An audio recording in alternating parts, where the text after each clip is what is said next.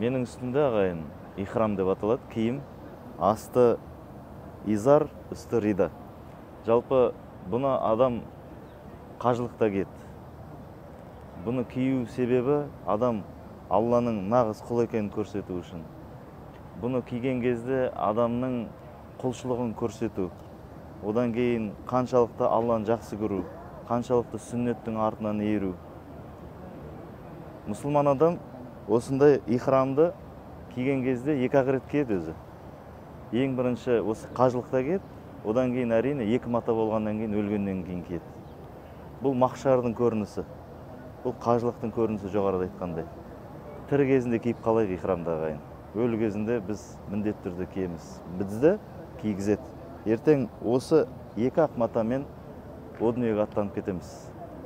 Оның алдында сол өлімге дайындалатындай, осындай тірі кезінде ихрам киіп, Алланың үйіне, пайғамбарымыз саллаллаху алейхи ва саллям мешітіне келіп, қажылығымызды өтеуге Алла тағала нәсіп етсін.